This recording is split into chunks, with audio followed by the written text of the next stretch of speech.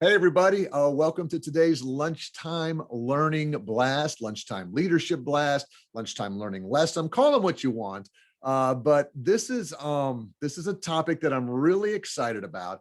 We use this a lot in our impact programs, and we don't really share it as much as we should. It's really affected me. It's all about influence. It's all about influence. Those of you who listen to Michael Glaze do his 21 Laws of Leadership and other things, he always talks about John Maxwell, and John Maxwell always says, leadership is influence, nothing more, nothing less.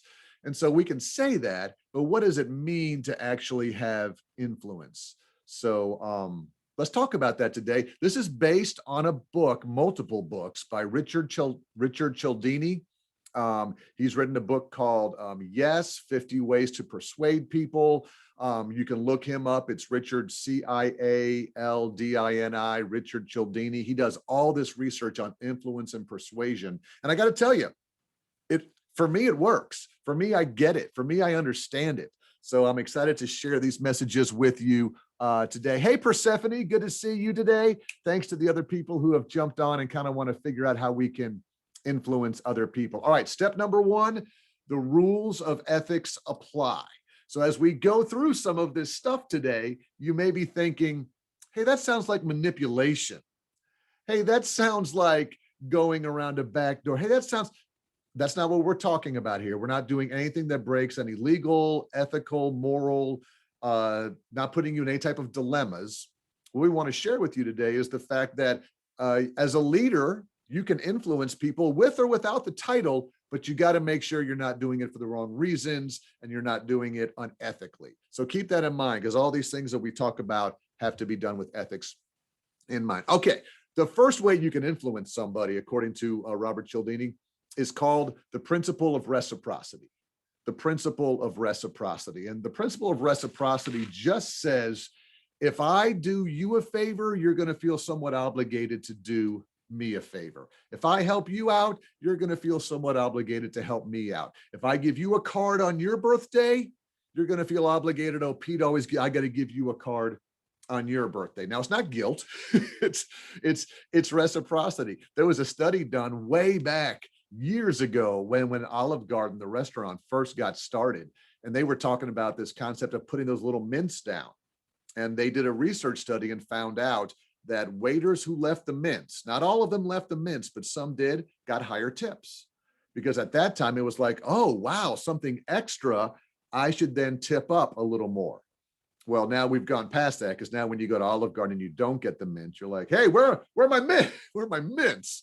If you don't bring them, it affects your tip as well. So, but reciprocity, we use this a lot where I work. I work in a large government building downtown, the 2121 building in Birmingham. And every now and then we have to move offices. We have to move furniture. We have to clean out closets. And what happens is we're always asking for volunteers. Who wants to do it? Who wants to do it? Well, I always inform my team and tell my team, make sure you volunteer. Make sure you get involved with these things, because one day we're going to want to ask for other people's help. And the principle of reciprocity will say, if we've gone and done something nice, if we've given of ourselves, been the first person to give, it's going to be easier that way. So again, the lesson here for y'all as leaders is when there's volunteer committees, when there's things you can step up for, go ahead and do it first. You go out there so that when you need something from somebody else, the law of reciprocity, they're going to feel a slight obligation to help you out when you need help. That's very interesting. I really, really like that one. Taria loves the chocolate mints. I know, Taria. Yeah, me too. Me too. It's almost become an expectation. Let's talk about number two, which is scarcity. Scarcity. And this is kind of common sense. People want more of what they can't have. People want more when there's not enough. This happens a lot in the restaurant business. Have you ever seen like a local restaurant or something like that? It's never very busy, never very busy. Then they put up a sign that says, going out of business, sorry, we're closed. We're not making enough money. We're not going to be open after this Friday. And all of a sudden, Tuesday, Wednesday, Thursday, Friday, they're packed. They're packed to the gills. And they think, why weren't you doing this in the first place? Well, it's the principle of scarcity. When you start telling people that there's not enough, when you start telling people that there's not going to be that many, you can influence them to behavior. So again, when you see things like sale items, last chance, going out of business, you can also apply the concept of FOMO, fear of missing out. If you don't do this today, this is the last chance. So again, how do you use this in an organization from a leadership perspective? Well, you can use it for your citizens or your clients or perhaps your employees. Scarcity is that, you need to move quick on this because there's only a few. We started doing this with our training classes. When we had our training classes at first, we had the cap at 36. Only 36 people can come. And we would get 24s, 25s, but there was always openings. Well, we lowered it. We said, hey, we're only going to allow 24 people to come to our training classes. And all of a sudden it creates a wait list. I mean, if we lowered it even more, because the idea that I've got to register fast, I've got to get in. It's this idea of influencing people by saying that there's actually less things than there could be. Greg, Chick-fil-A on Sunday. Right. Chick-fil-A on Sunday. If you can't have it, it makes you want it even more on Monday. Michael says ice cream at the McDonald's drive-thru. I guess you can't get ice cream at the McDonald's drive-thru. I'm going to need more information on that, buddy, but I love it. I love the examples that y'all are posting, watching live on Facebook. So keep those coming. All right. The next one is authority. Authority. Doctors wearing white coats. A scientist wearing lab coats, makeup artists, in sales associates in Belk and JC Penney wearing white lab coats. Now it's interesting because you would think that I will buy my makeup from whoever's behind the counter. They must be the expert. But if you put someone back there in just blue jeans and a shirt, and what do they know about makeup? You put a lab coat on them that says Clinique. Oh my word, they're super important. I was trying to build authority on the training team when I first arrived at the personnel board. So let me step out of the way here and show you. This is a real picture of our office when I first moved in, because there was only two of us there. I think at the time it was me, Steven, and Isla. And we were trying to show, hey, we have authority. We know what we're talking about as we're building this training program. Now, granted, some of these things up here were things like recycling awards, typing, best typist, most number. So we were just framing, we were getting dollar frames and throwing things out there. But it was funny to watch people come into our office and look and go, oh my. I mean, not one of these is a college degree, but they're just all framed certificates that give the idea of authority. Those of you who are going back to school, let's think how I can phrase this. You have more authority when you're going back to school than you do when you graduate. Because how many times do you go around and say things like, I'm going back to school? And they go, oh, I'm going back to get my master's degree. Oh, you are? I'm going back to school to get my, no one walks around and says, hey, how are you? By the way, I have my master's. Hey, by the way, I have my doctorate. No one says that, but you have authority when you're going back to school because you can talk about it and tell people that. And hey, I'm currently going back. I'm in the middle of a master's degree program. That gives you authority.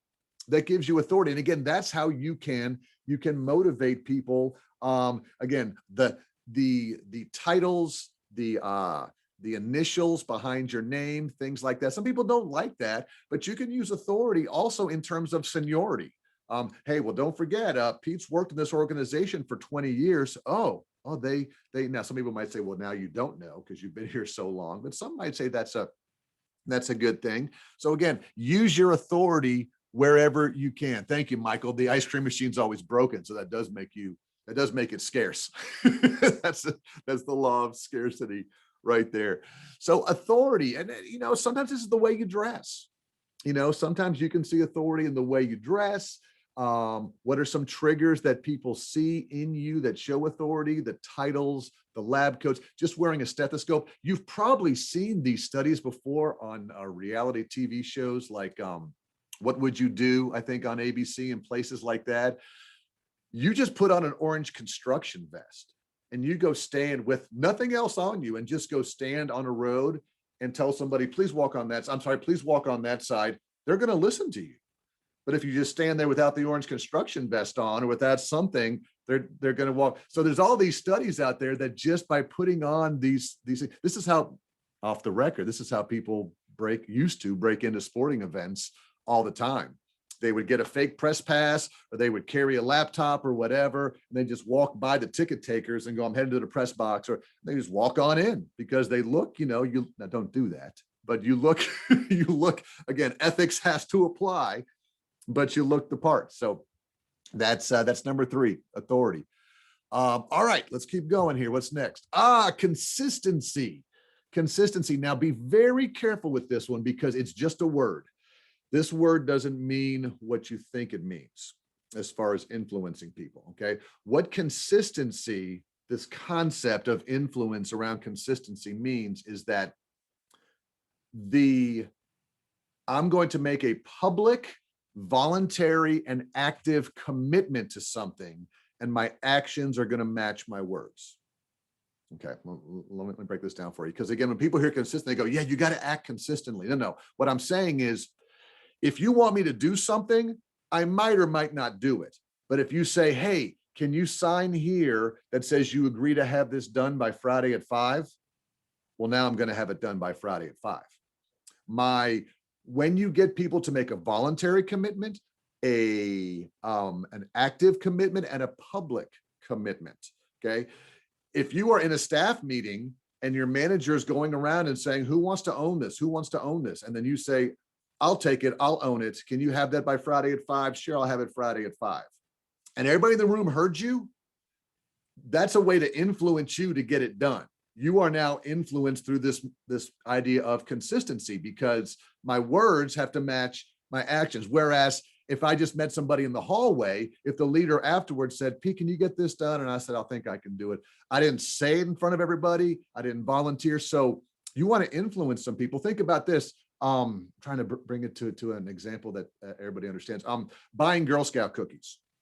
Back in the day, you could go to the local grocery store. There was a table outside, whatever. But if someone comes by your office and says, hey, how many boxes do you want? Sign up for the boxes. And you sign up for 10, you're going to buy 10 when they come. You're not going to say, I wrote that down wrong, only give me 5.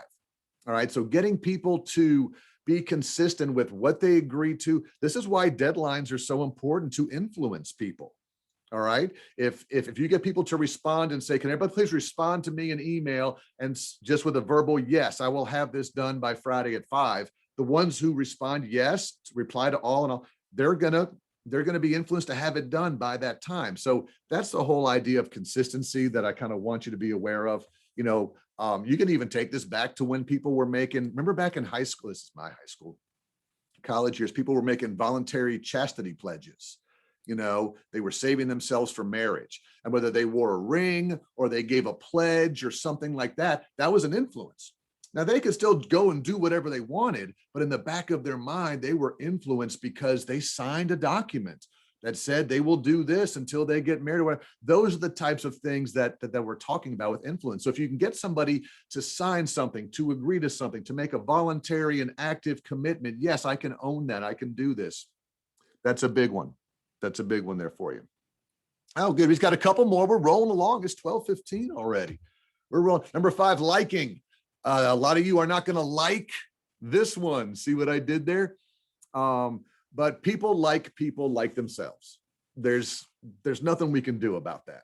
Okay. So, but I want to take race, gender, ethnicity out of the equation. I'm not necessarily talking about that. I'm talking about things like things that you're similar about. People who like Alabama or who like Auburn, you know, if I walk up to somebody and want some help and I went to Alabama and they went to Auburn, I go to an Auburn person, you know, maybe, but if I go to an Alabama person and go, hey, roll tide, know what's happening. Can you know, we have that we like each other because of that. So it could be our background. Hey, didn't you grow up in Florida? I grew up in Florida. Hey, don't you always wear polo clothes? I always wear, actually, ironically, I am wearing a polo shirt, you know, today. Hey, don't you live in Hueytown? I live in Hueytown. So we may not have a lot in common, but I'm trying to create a likability so that we can connect there. And again, I can influence you, you can influence me. The second thing about liking is compliments. All right. If you want to influence somebody with this principle, give them compliments. Hey, nice job today. Hey, that's a very pretty hat you're wearing today. Hey, it looks like you cleaned up your desk today. Looks real nice today. Hey, thank you so much. And when you start combining these things, tell somebody that you like them. We have this in common. And then reciprocity. I give you a soda. Now I'm combining two things. I'm giving you a soda. So you're going to give me back. I'm telling you we have this in common. All these things are going to influence people who you are working with. So again, likability is out there as well. Last one, we'll roll through this one. It's called consensus. It's also called social proof. So let me get that up there. It's also called social proof. This is just the everybody's doing it style of influence. Everybody's doing it. There was a study that Robert Cialdini did a while back where it was all about hand towels. This is back before it became all the rage in hotels to, back in the day when you went to a hotel, the cool thing was every day your bed got made. Every day you got new sheets. Every day you got new towels. It was fresh, it was clean. And now again, in environmentalism, and we're trying to save the earth. And these are all very good things. And what would happen was they'd start putting things, hey, if you don't want the towels, do this. If you do want the towels, do this. But they found that works a little bit, but it works a lot better when the signs say things like 75% of guests who have used this room in the past do not want fresh towels. Now, some of you may say, well, I want fresh towels. Here's an example I did for a Pete's Points a little while ago. Regions Bank, the big Regions Bank downtown, they've got two ways to get into their building. One is through a door that opens and closes, and one is through the rotating door. Well, they put this sign up that says, get my glasses out again. It says, help us save energy. Please use the revolving doors. They save 8 times more energy than this door. They're trying to use this idea of social proof. So if you see somebody going through the revolving door, you're like, oh, they're going through it. I might as well go through it and not open up the door. Again, I think this would have been more successful if they would put something like all the cool people use the revolving door, or 80% of people who are awesome use the revolving door. Don't you want to be awesome too? Or something like that. But it's the whole, now some will be the rebels and go, no, and I'm going through the regular door. But social proof is a great way to motivate people. All right. This is how Disney gets all of its cast members and employees and executives to pick up trash in the theme parks. All right. We don't just tell the custodial folks to pick up trash in the theme parks. We tell everybody when you're working, no matter what. And you know what happens? Everybody starts seeing everybody doing it and going, oh, this must be an okay thing to do. I can influence you.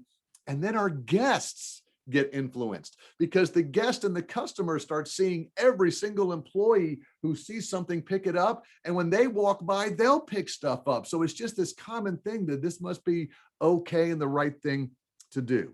So there you go. So those are your 6 styles. Reciprocity, I give you something, you give me something. Scarcity, people want more of what they can't have. So how can you make something timely and scarce? Authority, what can you wear? How can you look? How can you dress to influence people?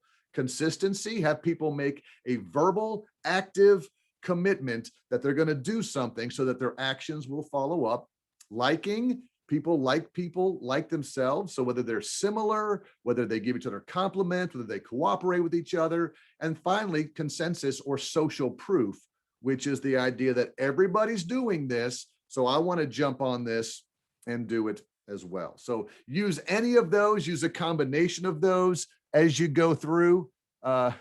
Yeah, good point, Taria. Yeah, again, let's be ethical with it. Let's make sure that we use these the right way. Real quick, let me get out of the way. Got some great things happening this month. This Friday, hey, Michael's going to do one of these this Friday at noon about worrying is just time wasted. Worrying is just time wasted. So he's going to motivate us on why we should stop worrying. Then we got a couple next week about technology and micromanagement. Also, a trainer talk is going to happen next Wednesday. We're going to talk about management mistakes to avoid. So that's going to be very, very cool as well. So anyhow, I hope this helped you today. Go out there and influence other people the best way that you possibly can. Look up the Influence at Work website to learn more about Robert Cialdini. It's just Influence at Work. Robert Cialdini, Persuasion. You'll find a lot of great research on this and how you can use these tips to influence others and be a better leader. Thanks for watching, everybody. Appreciate you. Have a great week. Go out there and do the best you can. We'll talk to you again soon.